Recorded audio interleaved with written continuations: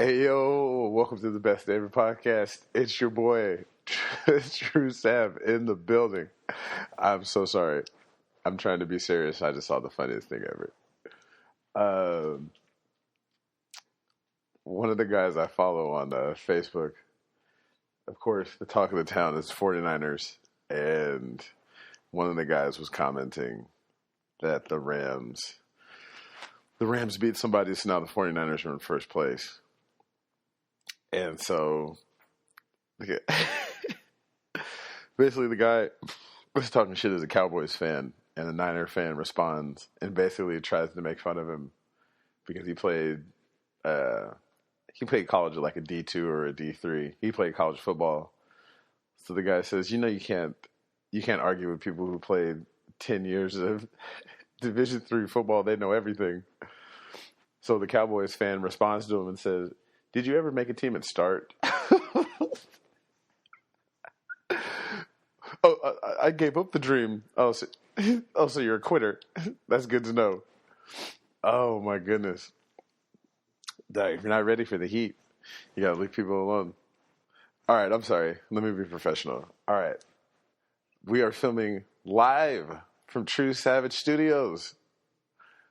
We just completed the move. We moved in. Still a couple boxes left. Everything hasn't gotten unpacked yet. But yeah, I am more than happy with the new studio / domicile. So we downgraded.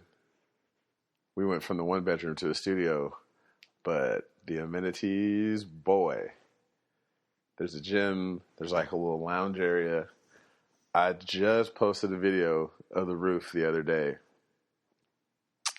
Yeah, package service. I just found out that there's an Amazon hub. I didn't know what that was. So basically, Amazon comes and puts your package in the little thing. You type the code in, bam. So yeah, I'm feeling myself right now. This is a technologically advanced spot. I'm here to tell you, boy. So wow, it seems like a month has passed. I moved on Sunday. We did the move on Sunday. I helped my mom clean out her storage on Monday, and then it's been all work. I tried to take a day off yesterday, but I just ended up. Well, I did take a day off. I just slept and slept. This is he's garbage. Oh, so I'm actually watching a football game. Well, I'm not watching. It's just on in the background. Eagles, Giants, the battle of the bottom dwellers. But when we went to move, my wife was out of commission. She was sick that day, so it was just I moving boxes. So I got the a U-Haul truck, the 26-foot one, so the big ass one. And I was like, look, I don't want to fucking move, so I'm just gonna go pick up some day laborers, do my thing. So I rent the truck. Now, I called the day before because I wanted to make sure that this is going to be as easy as possible. The U-Haul place I originally called was less than a half a mile away from the house. So I get off work, go over there, because I'm going to have to try to pick it up in between being at work and going to the next job. So I go in, and as I'm walking up, the lady tells me that they're closed. I was like, okay, well, I just need to ask a couple questions about tomorrow. Oh, well, the U-Haul person isn't here. Like, okay. I still need this truck for tomorrow. Oh, well, you can call in the morning and hopefully they'll be, hopefully? So I immediately just called a different place, made a different reservation. It's just like, what the fuck do you mean they're not here? So I'm like, all right, whatever. Oh. Touchdown Philly. So I ended up calling another place on E14 and just making the reservation. So I go to work, get up Sunday morning. It's got to be 6 o'clock in the morning, like 6:30. I get up, I drive to the place, ask for the name. They're like, oh, you're at the wrong place. You got to go to 84th in East 14th. I'm like, all right, fine. So I drive over there. This was the biggest U-Haul place I've ever seen. They had the storage units. They had all types of shit. They had 24-hour access. So I was like, might need to get a storage place over here. We'll see. So I get there. I get in line. Hey, what's up? I have a reservation. She's like, oh, okay, I see your reservation. Oh, well, the truck you need doesn't get back till 9:30.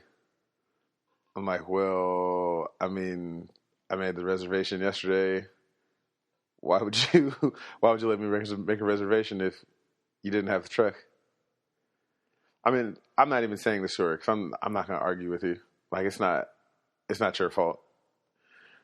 So she sends me back to the place I had just came from, which was because they had one.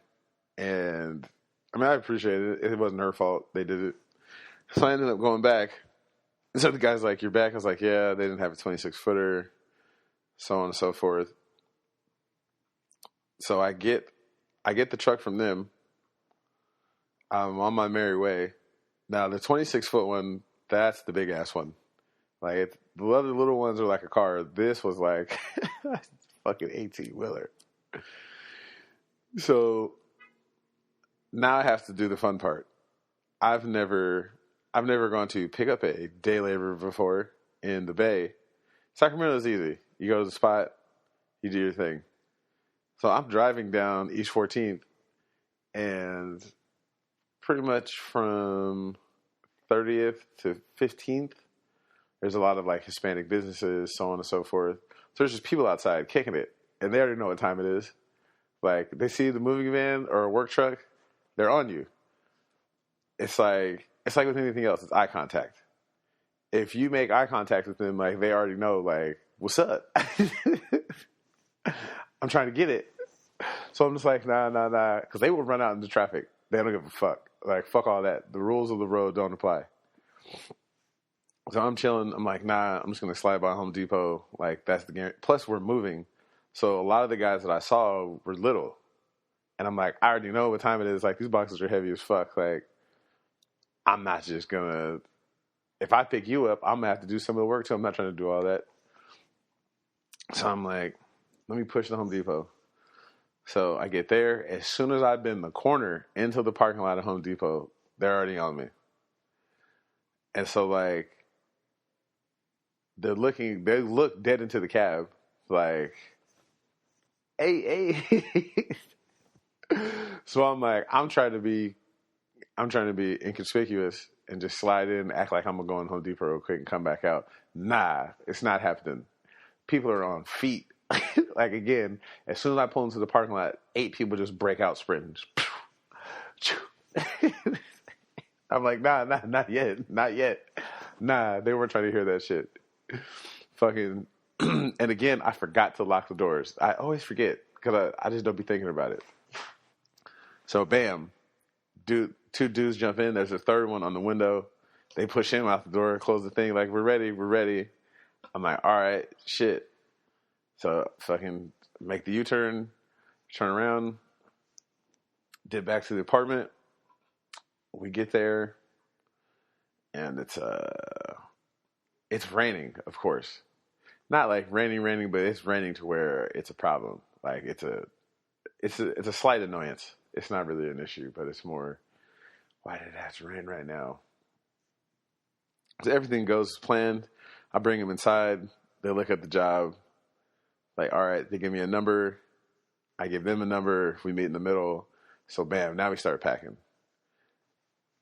Boy, do I tell you, I've never been more grateful. We must have packed the truck in maybe an hour. Couches, beds, all the boxes. We missed a couple things. And my wife got the second part ready. So we get there. Now, mind you, they're thinking that we're going to drive somewhere else because we're downtown. So anytime someone sees you downtown, They're thinking, oh, you're moving to like a smaller place or something else. I was like, no, we're literally moving down the street, like 1 block away. So we getting in, bam, everything's loaded. Now I told you we're at the penthouse now. We're in a deluxe apartment in the sky. So they see it and they're like, this is where you're moving to? I was like, yeah. So in his mind, he's thinking, I should have said a higher number. I'm like, yeah, you should have, because I already gave it to you. So we unload everything. We're getting everything in, and the boxes are stacking up. And I'm like, oh, shit, everything isn't going to fit. This is going to be a problem. But I was smart. I put all the lighter boxes in the back, and I put the couches and the bed in the front. So when we unloaded it, we put the couches and the bed in first in the apartment. Then we built around it. So finally, we unload the first truck, and we get back to the apartment and see there's still some more stuff. So I'm like, okay. So they were like, cause I opened the door to the room and there were still a whole bunch of boxes left. So they were like, wait a minute. We still got to do this? I was like, oh yeah. Like, there's still some more. So we renegotiated price.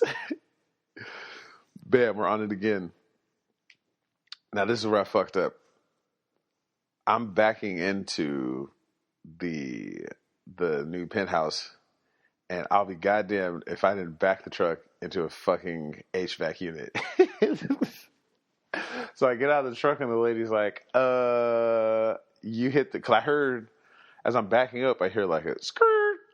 I'm like, what the fuck? Like, oh, I must have like hit the curb or something. Man, I get out. The heating and air conditioning unit is mounted to the wall. And it's not fucked up, but it's like, I hit the bottom part. It's really the drywall and shit. It's cool though. It just looks fucked up. So she was like, I was trying to tell you to stop, but you didn't hear me. I'm like, bitch, fucking 26-foot van. Like, of course I didn't hear you. But I mean, it was just the drywall. Like, it wasn't really fucked up. If it was, I probably would have cried. But I mean, it happens. We all. Oh, Eli is out here dropping dimes on motherfuckers. Ooh, I'm sorry. So we get that situated, take everything out, and we're good. Pay them their money. They're like, can you drop me back off? I'm like, oh, for sure. I had a 6-pack of White Shark and Blue Moon from when El Presidente had come to visit, and I don't drink. So I was like, well, here you go. If you guys want them. And they were like, nah, it's cool. And I was like, wait, what? I was like, so you guys are day laborers who don't drink? I mean, I guess like they might have been going back to work or something. I feel it. Because, I mean, we were only gone for 3 hours. So it was still 11. So there was still a chance that somebody else would pick them up so that they could do something else. I mean, I feel it. But I was shocked. I was definitely shocked. So drop them off. Bam. I go take the truck back. I pull up with the truck. Mind you, I've only gone 10, maybe 15 miles. So they were shocked. Pull back up, get my total. I go to leave, and I'm like, hey, as I'm getting out, I'm telling them I have the 2 6-packs with me. I ask him, hey, can you hold this? So the guy, he grabs it, and he's like, oh. He's like, did you need to throw these away? I was like, well, I mean, I guess, maybe. So he thought they were empty, which would have been awkward, like if I pulled up in a U-Haul with 12 empty beer bottles. So when he grabs them from me, he sees that they're full, and I was like, I mean, you can have them if you guys want them. He's like, what do you mean? I was like, I mean, I don't drink, and we're moving, and I'm not going to take these to the new apartment. They're just going to go bad. So he's like, oh, for real? I was like, yeah, bro. Like, you got it. So him and the other guy are like, oh, my God, thank you, man. This and this. So I'm pretty sure that the 2 dudes at the U-Haul place got ripped that day. Because they were listening to the 49ers-Ravens game, too. So I'm pretty sure they had a couple drinks at work. Shout out to them. So move goes good. We come back, do a couple boxes here and there, so on and so forth. But I mean, it's nowhere close to where it needs to be. Oh, we're we're living like hoarders right now, stepping over boxes. The kids don't mind. They love it. It's like a jungle gym. They get to hop over boxes and so on and so forth. So that's Sunday. Go to sleep. Oh, but there's no rest. I had told my mom I would help her clean out her storage. So that was fun. So I drive to Sacramento the next day. I have my man LB come help me do that. That was another excursion. My mom's had this storage for maybe 8 years. I can't remember the last time that she went and got something out of it. It's maybe 15 feet by 8 feet by, 15 feet deep, 8 feet wide, 9 feet high. And it was packed. It was fucking packed. So I'm already knowing what time it is. I'm already in the mental mindset of this is going to take forever. At least I got somebody that can actually help and do shit. So it wasn't that big of a deal. But same thing, knocked it down. There was a couple of mouse. There was a couple of mice that we found living in there having a good old time. But I mean, other than that, I found a whole bunch of pictures. I found a bag of hats that I've been looking for like 10 years that I swore, I was like, well, I know somebody took these. I found that. I found my boxcar racer. I had a picture of the original Tru Sav Richard with Muhammad Ali that I couldn't find. I was kind of upset about that. I couldn't find that one. But I did find the plaque that he got from the Sacramento Bee when the Sacramento Black Chamber had started again. So that was a win. I was happy about that. Found some other, mostly everything there was towels, old papers, stuff that you don't really need when you move. You just kind of, I'll go through this later. There's a lot of that. Nothing that I really needed. Then I went with them to the dump to throw everything out. And that was a whole another excursion in itself. Like it was, if you've never been to a dump, I would advise you to go once. Like it was its own little ecosystem. There's like a place for computers and refrigerators and mattresses and then just general rubbish, and it was deep. And then it was crazy because he goes there so often that the people know him. So he pulls up, hey, what's up, man? I didn't think you were working today. Yeah, man, it was a cool experience. Like then they wash your truck off. Not wash it off, but there's like a thing that you drive through, washes the car off, get all that nonsense off of there, keep it pushing. It was deep. And we did maybe 2 full loads full of stuff. Like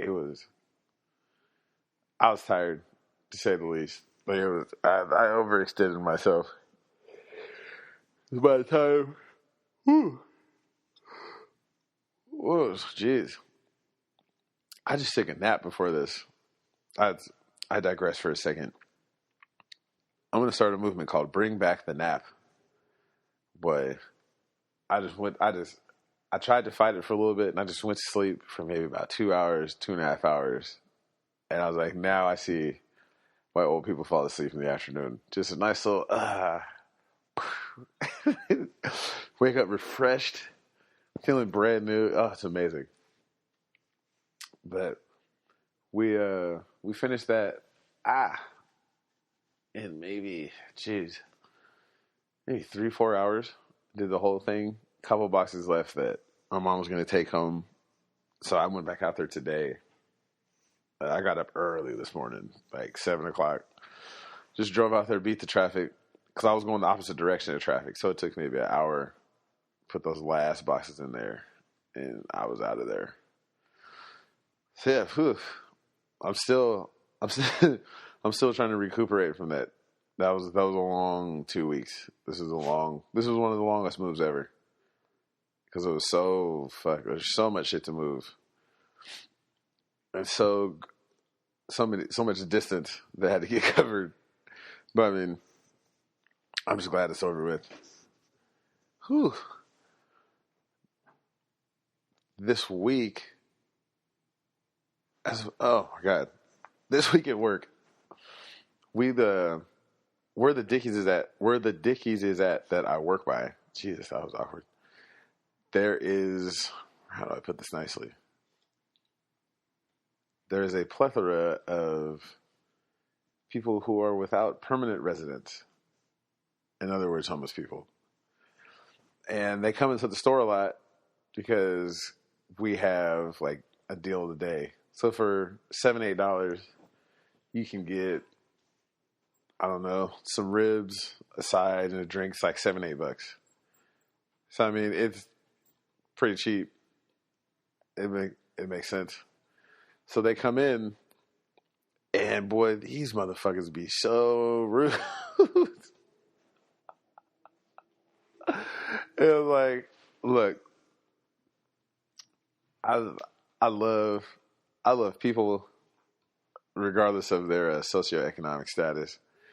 But I'd be wanting to talk shit to them. I really be wanting to talk shit to the homeless people. Like, man, you got me fucked up. Like, whoa, man, what is wrong with you? Like, I get it. You're just sleeping outside. You're fucked up. You know what I'm saying? I get it. But, like, don't try to come in here and talk shit to me. Don't do that. Because I'm going to say something fucked up. I'm going to lose my job. It's just going to be bad for both of us. I don't understand. And so I had a couple of them too, like maybe 2 or 3 of them over the first couple of days that were just rude as fuck. Just, I only want 3 pickles. I only want 2 onions. Why is that on my plate? But like, man, look, I know you didn't hustle up a couple dollars. Now you want to come in here to get your meal, but don't be a bitch. Like, don't do that. I just, you know what? I don't. It's a weird space because when I was in Bakersfield, I'm such a, what is it, fucking toot my own horn. I try to help people as much as I can. And I used to be big on helping homeless people. But moving out here has changed my perspective. Like, I'd be wanting to fight some of these homeless niggas some days. Like, man, you motherfuckers ain't shit. And not because you don't have none, but just your attitude. Like, you really ain't shit. Like, when you start to see the same people every day and they're always asking for some shit, like, it really starts to work my nerves.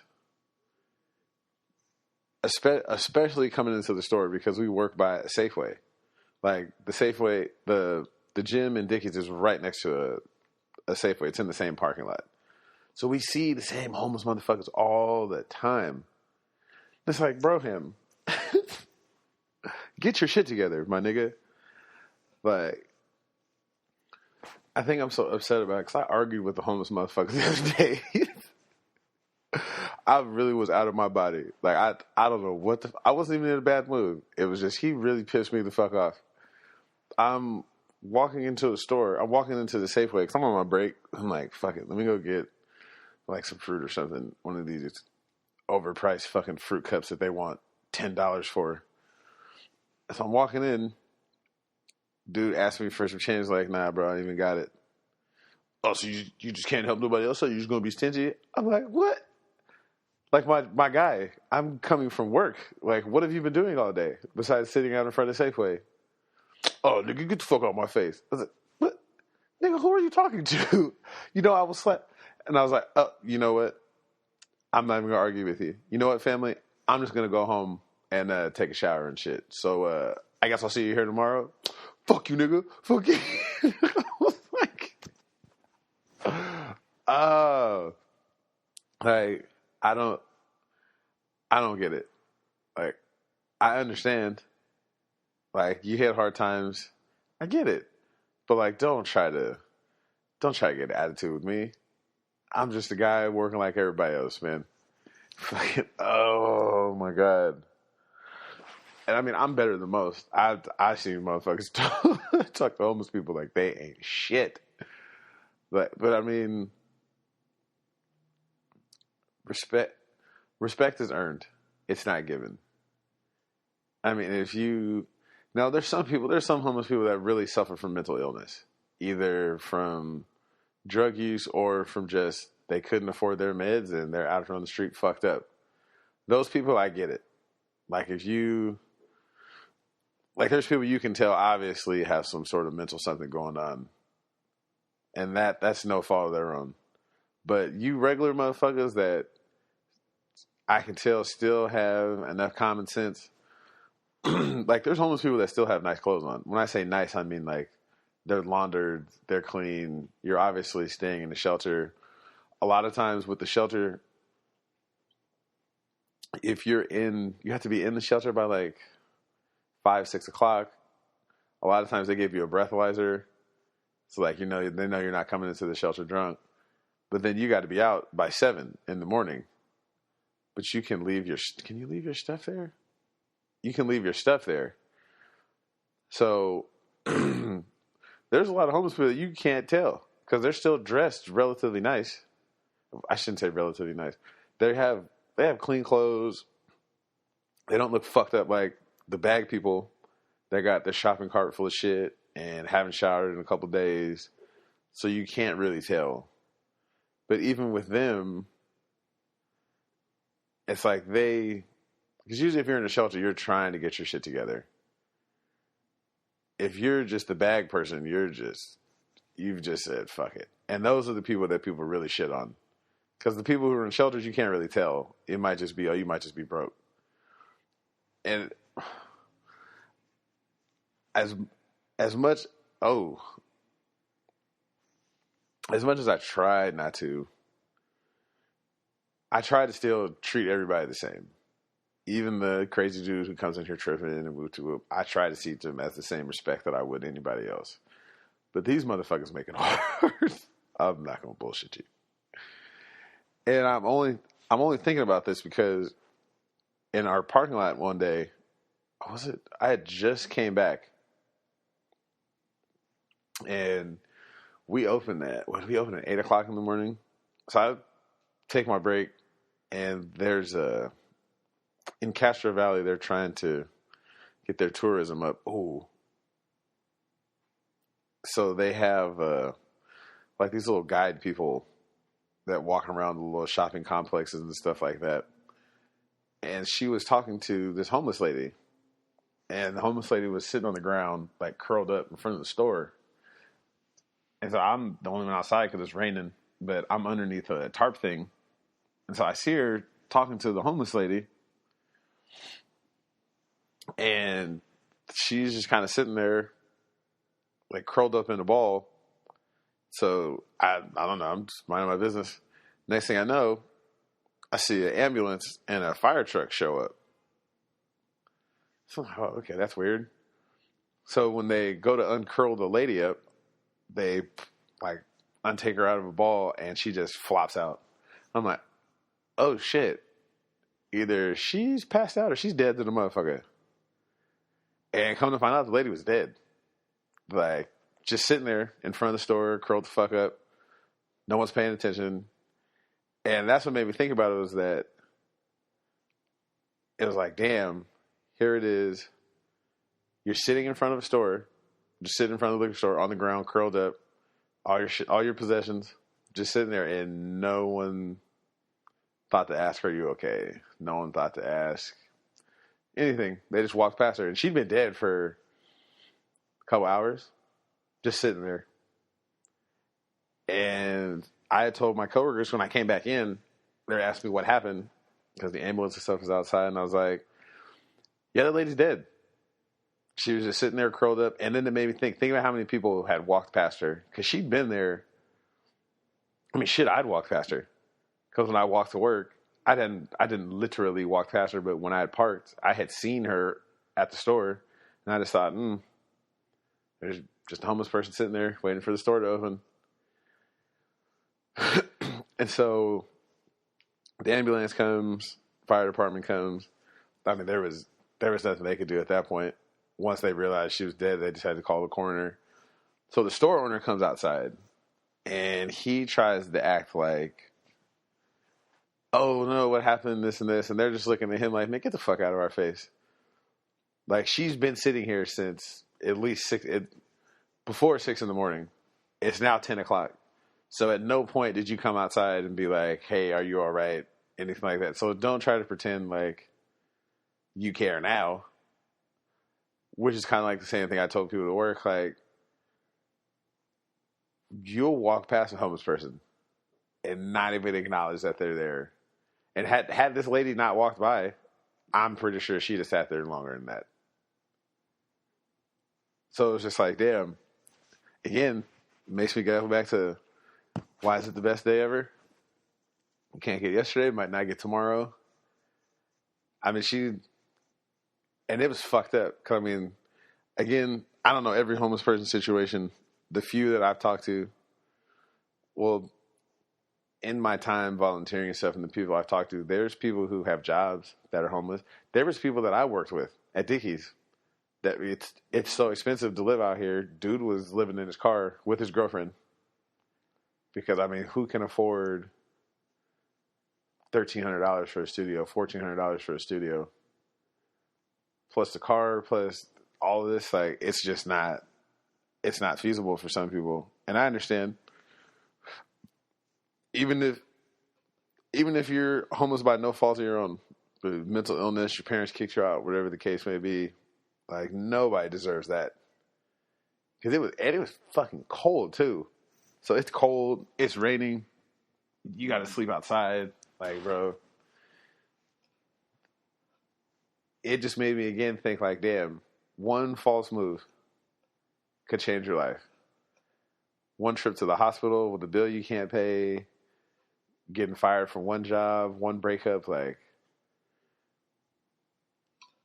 I'm just where I'm supposed to be. Anytime I think about complaining, like, it made me think about that for the entire week. Like, damn, oh, I'm upset because I had to wait 5 minutes to get this medication, or damn, the person in front of me cut me off. Like, motherfucker, this lady died because she didn't have somewhere to sleep last night, and you're complaining because somebody cut you off in traffic. Man, shut that shit up. Like, whew. Yeah, that was fucked up. So, as shitty as that was, it made me think about, don't cheat yourself, treat yourself. Because I don't like going on vacations. I don't like taking trips, anything like that. It's just, I don't know. I guess we didn't go on trips when we were kids, so I'm just used to it. As an adult, like, I just don't. But I mean, my wife loves it. So every year we take a trip on Cinco de Mayo. We usually go different places. So I think this year we're going to do Eastern Caribbean. We're going to do another cruise, which seems to be her favorite thing to do now. But don't get me wrong, I'd fuck with cruise ships, boy. You're on a boat with people that you'll never see again, going to destinations that are postcard beautiful. It's not as expensive as I thought. I used to think that cruises were tens of thousands of dollars. You can go on a pretty decent cruise. You can go on a pretty decent cruise for about $1,200, something like that. Oh, they tried to get him. The fake punt. Not quick enough. Not quick enough. So yeah, we went on, the last one we went on, Western Caribbean, was like $1,000 a person. Plane tickets were like $300 each. So a 7-day cruise plus plane tickets is like $1,500. Like, not bad. Absolutely not bad. Not to mention all the little small trips to Monterey, Pismo Beach, stuff like that. You need a break from between the homeless people and the shitty customers. Like, I need a break. I can't do it. And then now that I work both jobs, I really need a fucking break. Like, people are assholes, myself included. Like, don't get me wrong. I'm not going to say that I'm not part of the problem. Most definitely. Even on the cruise, like, there was, because I forgot, like, there's people in states like Nebraska, Iowa, North Carolina, Tennessee. Because the last cruise we went on, we left out of Houston. So a lot of people on the cruise were from Florida, Mississippi, Alabama, Oklahoma. So there's a big difference between Tennessee and Oakland, California. And I'm not saying that we're better than them or anything like that. But life is a lot different. The speed of life, things that are going on. I mean, there's a little bit more culture here in the Bay Area than there is Tennessee, Oklahoma, stuff like that. So when we would go to dinner, they had this fine dining situation. So it's like, it's white tablecloth service. Waiters have tuxedos. You get the fancy leather-bound menu, which is cool if you've never been to a real restaurant before. So, and a lot of times, it's the food that they make downstairs. Because on the cruise, there's food. There's like the Lido deck usually, which is buffet style. So they throw all the food out there, bam, bam, bam. Fine dining on the ship is usually they want you to dress up, like tuxedo dress up. I'm just not for all that. Like, I've ate at a couple of nice restaurants in my life, so I mean, I'm not really coming on a cruise looking for that. Because I mean, at the end of the day, all the food is made in the same kitchen. So how much of a difference can you really expect in food that's made in the same kitchen? Like, it's not going to be. It's not like they've got Michelin star rated chefs cooking it back there. It's still the same people who made what was in the buffet thing. And that's, I guess it is a knock on the food. The food is decent. It's it's average, maybe a little bit above average. Because I mean, you're cooking for thousands of people, so you're not really going to get Ruth Chris quality food or even higher than that. I mean, it's nothing personal. It's decent. But I digress. The point being, there's people there. We ran into a couple that love to go to the fine dining place because, you can tell them you want shrimp and lobster and steak, and they'll just keep bringing it to you. And we'll order like 3 of them and then take them back to the room and this and this and this. And it was like, I mean, it's a buffet. Like, it's already paid for. Like, why are you doing that? Why are you doing that to the poor people? Like, we get it. And then how they would talk to the wait staff and just, people are assholes. I can't take it. Like, for some reason, because I work in food service, so I get it. Like, sometimes I feel like people think you have to be rude, or I think people confuse being assertive with being rude. And that, Eli Manning is dropping dimes on motherfuckers, boy. Oh, they said he was washed up. Not today, boy. He is putting on a showcase. He just dropped a 55-yard bomb on the Eagles. In Philly. Whoop they ass, Eli. People mistake being rude with being assertive. So a lot of times, even with me, like, and it's usually a particular kind of person that I get that does this. Like, they think that it's usually short people and women that do it. there's big guys that do it time to time, but they're just being assholes. Like, I feel that certain times, especially short dudes, they think that like being rude and trying to tell you like, yeah, I want my food like this, and so yeah, you better make it. Like, they feel that like that's going to make you respect them, or them telling you to do something is like, I guess in some way kind of showing dominance or something. It's weird because it's like, I know for a fact if I didn't have this fucking name tag and this Dickie shirt on, like, you would not be talking like that. So it's kind of like, are you doing this, like, is this just your general personality, or are you just doing this because I'm here? And you can get away with it because you know I can't really come across the counter and slap the shit out of you right now. And the biggest one is women. I had a customer the other day. Well, she didn't try me like that. She tried a coworker of mine like that. I'm helping someone. She was asking me a question about what kind of size we had or something.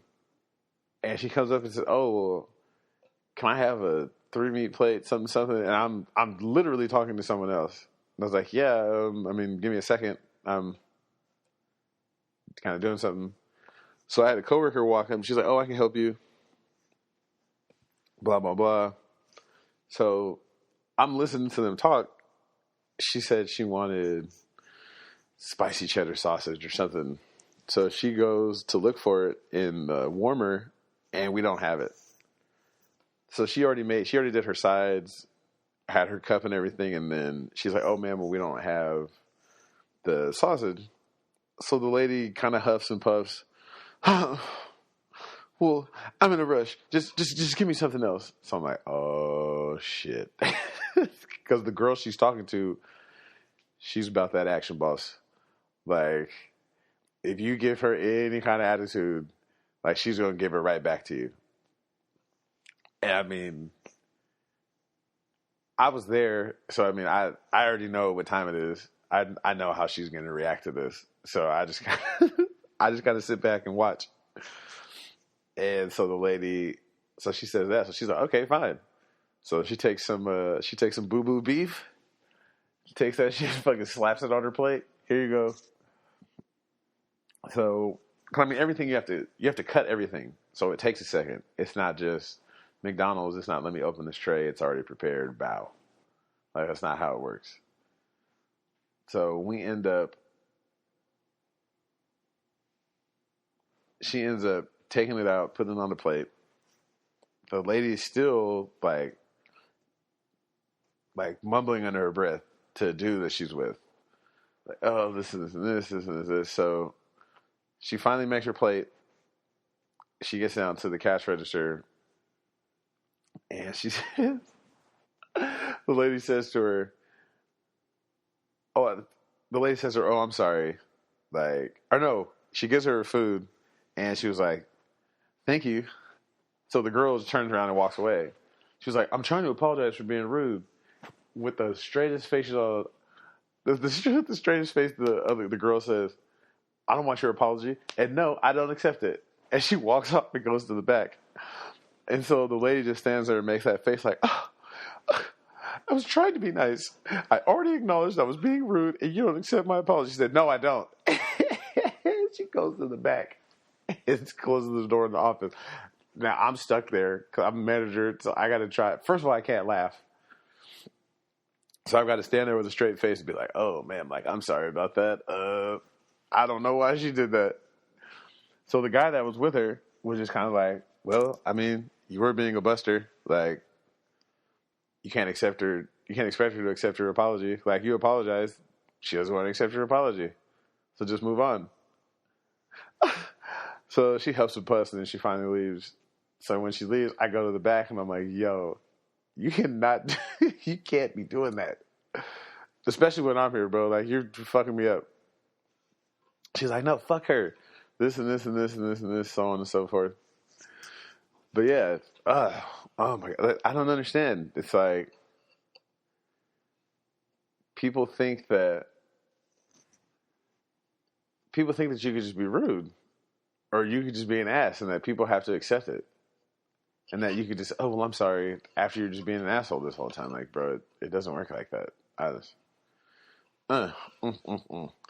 Oh. Mm, mm, mm, mm, mm, mm. So, I've been eating like a fucking god. I've been on my shit. I've been getting up, stretching, doing my little half-ass workout. Feel like $1,000,000. Well, 1.5 right now. Fucking getting back in the situation. It feels fucking amazing. Absolutely amazing. It's gonna knock some of the rust off. Starting to slowly but surely, now that things are coming together at the house, get back on schedule. So I decided to have a cheat meal. In my cheat meal, I didn't have meat, dairy, anything. I had halal guys, my fucking favorite. But I did DoorDash. If you don't know DoorDash, well, you know what the fucking DoorDash is. Jesus, I'm not gonna patronize you. So I order.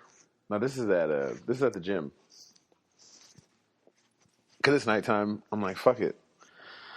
I'll get my little. What is halal guys is it's rice, lettuce, tomatoes. Put a little falafel in there. White sauce is fire. And the hot sauce is actually hot. Like, it's not fucking sweet like sriracha. Boy, that shit is fire. It's hot than the motherfucker. So, I ordered my food. Now, a lot of times when I'm at the gym, I'm in the back. Like, I'm not really out in the front.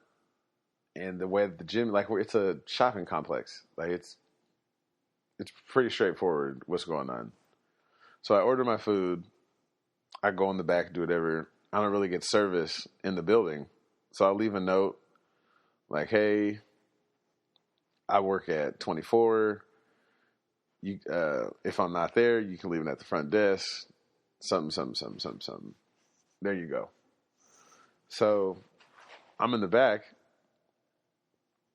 minding my business.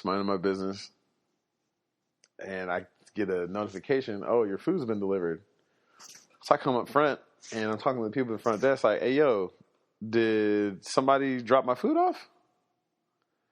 And they're like, nah, we haven't seen anything. So I'm like, what the fuck? So I come outside and I'm looking, I'm like, maybe he's confused, like, where to go. But I mean, it's pretty obvious. Like, it's a big ass sign that says 24-hour fitness. Like, you come inside, like, what the?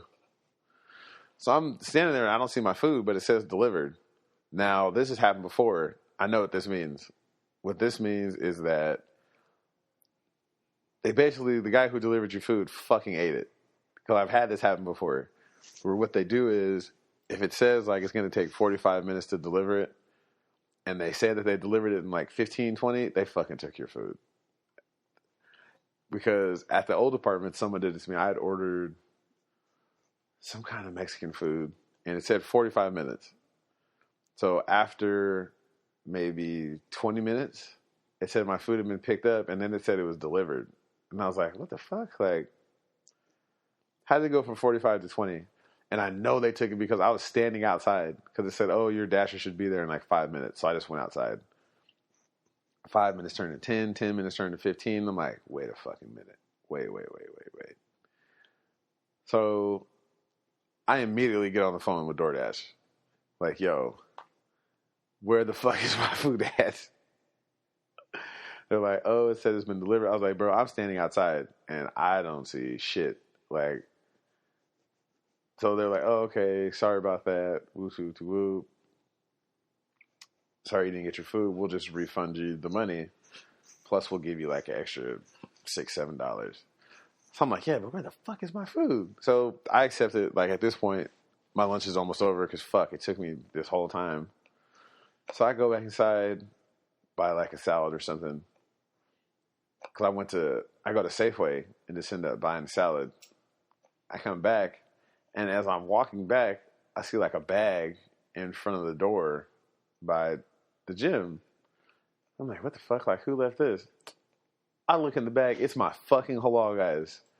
This motherfucker left my food outside of the gym, like on the ground outside.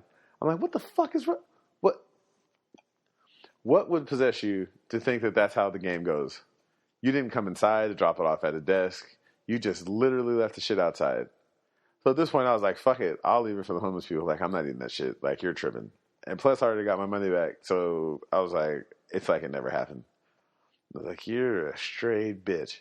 So yeah, you get 1 star from me.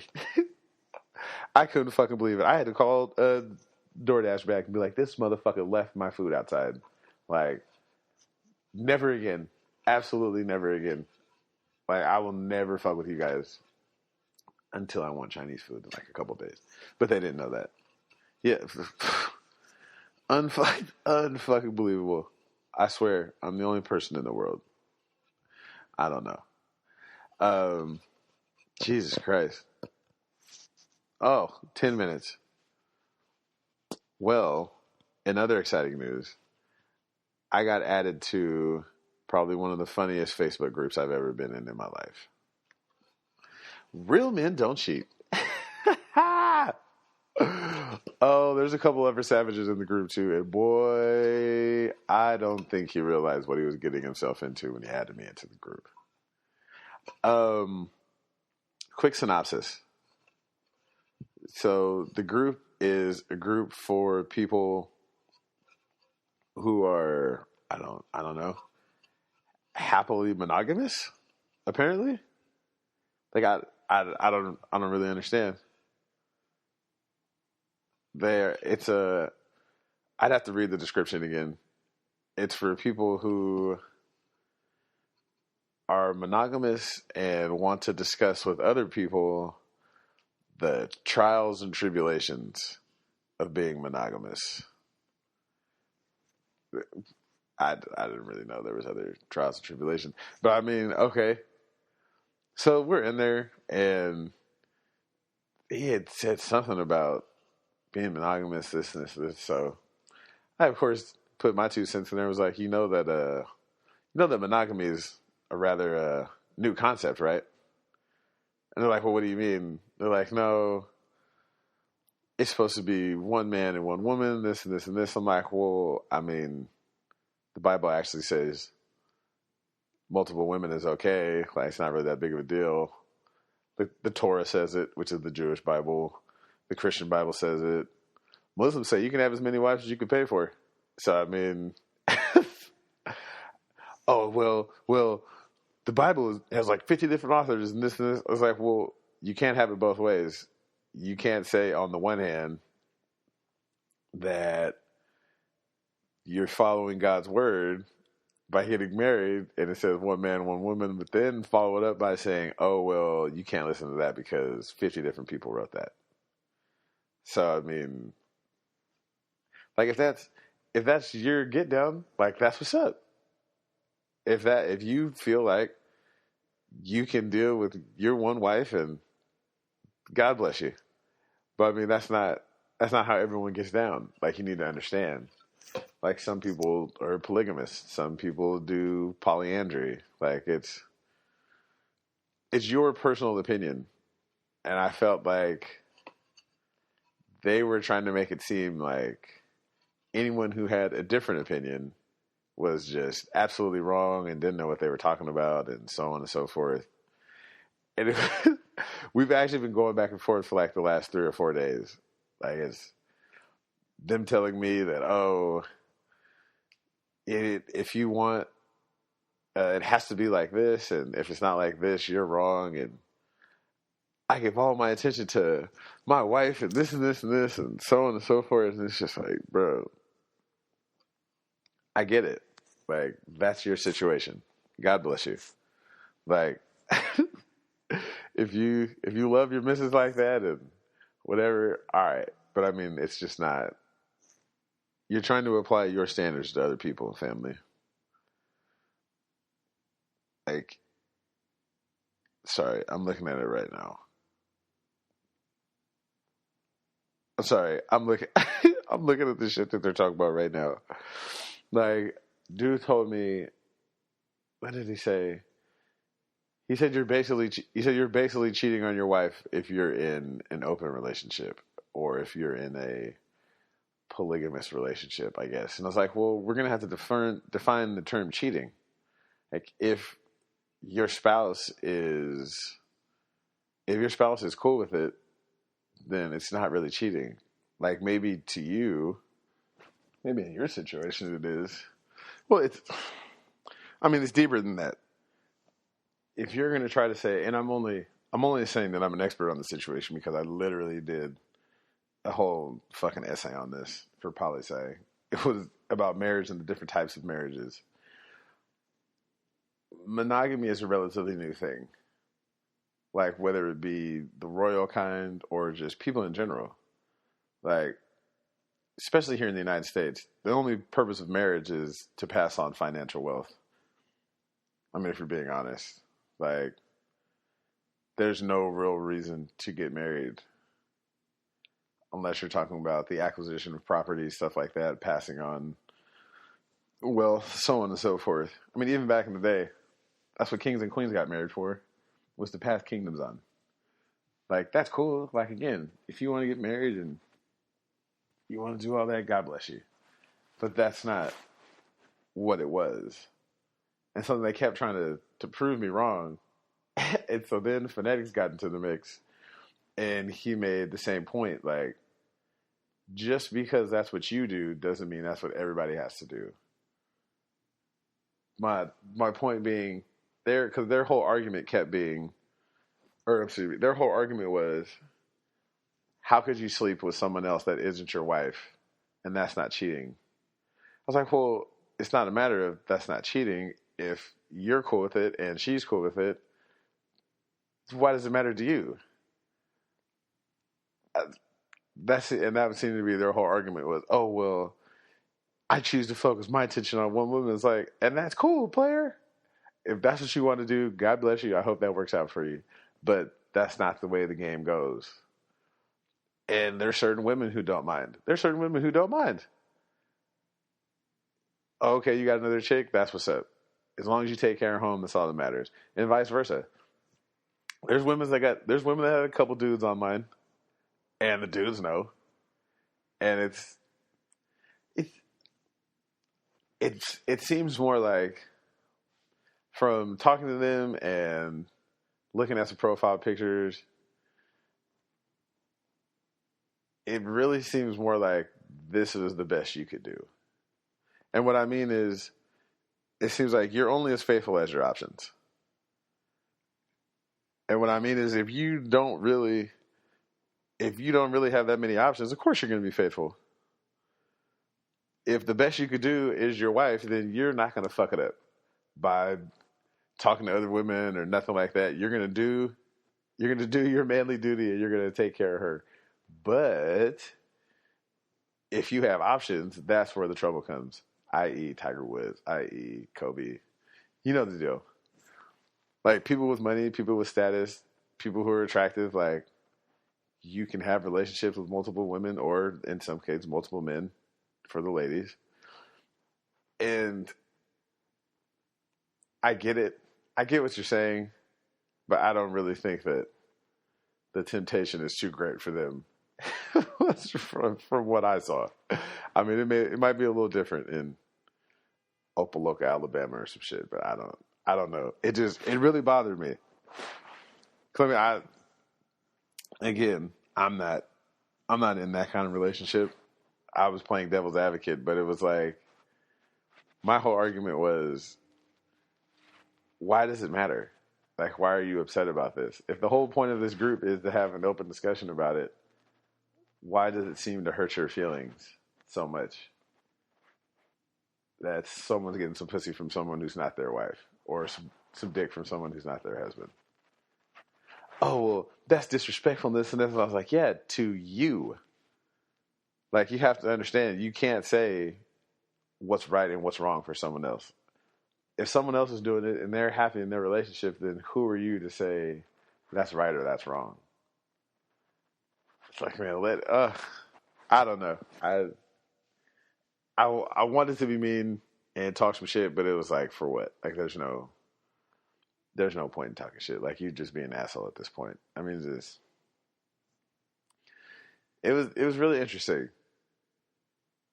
Well, yeah, it was interesting to say the least. They just won't let it go, and they're still going right now. As a matter of fact, I might check in on them in a little bit. They don't really seem to get it. But, oh, look at this. Right on time. Perfect. I'm getting better and better at this. So before I leave you, I have to tell this. I have to tell you this. So when we, the new building we're in, you need a key fob to get into the building. The little clicker thing. The little beep, beep. So when we get in the building, I dress like a homeless person, especially when I'm going to or from work. Fashion is not my forte. So I'm coming into the building, and I have on a fucking beanie, a dirty ass sweater, and my work clothes. And there's a well-dressed Caucasian lady outside, and she's waiting to get into the building. So I can tell automatically she already thinks that I don't live here, because she's just looking at me like, oh, there's no way this vagrant fucking lives here. So I walk up to the door and do the key fob. The door opens, and as I'm walking in, she reaches for the door. So I stop in the door and is like, "Excuse me, what are you doing?" She's like, "Oh, well, my friend lives here." I was like, "No. I'm sorry, I can't let you in." And she kind of looks at me and was like, "What do you mean?" I was like, "Well, if you don't have your key fob, like, I can't let you in the building. Like, sorry, we've been having a lot of break-ins, and I just wouldn't feel comfortable letting you in." But I'm waiting for no. Sorry. And then I pull the door closed and walk away. It felt so good. The look on her face was priceless. What do you mean you can't let me in? Professor Petty is in the building. But yeah, that's it, man. I got to go. I got to take my ass to sleep. I'm going to bed early for this long week I've got. The missus is out of town, so I'm on doggy duty for the rest of the thing. Facebook, Instagram, Twitter, Tru Sav Comedy. Questions, comments, concerns, hit me the best day ever podcast at gmail.com.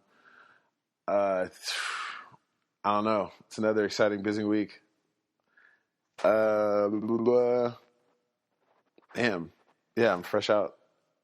I can't get yesterday back. I might not get tomorrow. So that makes today the best day ever.